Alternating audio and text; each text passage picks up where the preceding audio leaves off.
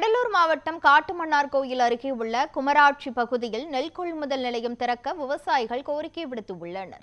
குமராட்சி மற்றும் அதன் சுற்றுவட்டார பகுதிகளில் நெல் அறுவடை பணி தீவிரமாக நடைபெற்று வருகிறது. இங்கு நெல் கொள்முதல் நிலையம் இல்லாததால் குறைந்த விலைக்கே நெல்லை விற்க வேண்டிய சூழல் ஏற்பட்டுள்ளது.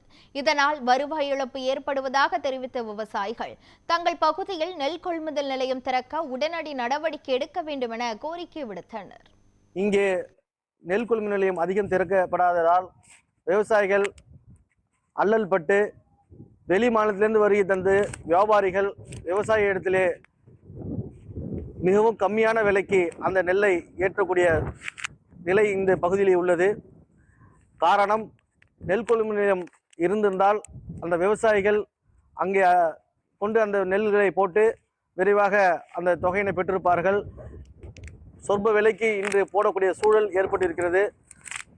அதிகாரிகள் உடனடியாக இதை கவனத்தில் கொண்டு விரைவாக நெல் கொள்முதல் நிலையங்களை அதிகப்படியான இடத்தில் திறக்க வேண்டும். நேரடி கொள்முதல் நிலையம் மிக விரைவாக திறக்க வேண்டும்.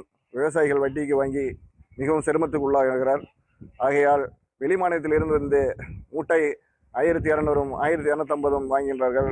அதனால் அரசு நேரடியாக இந்த நெல் கொள்முதலை திறந்து இந்த விவசாயிகள் நெல்லை ஏற்றுமதி செய்து விவசாயிகள் மிகவும் பயனடைவார்கள்.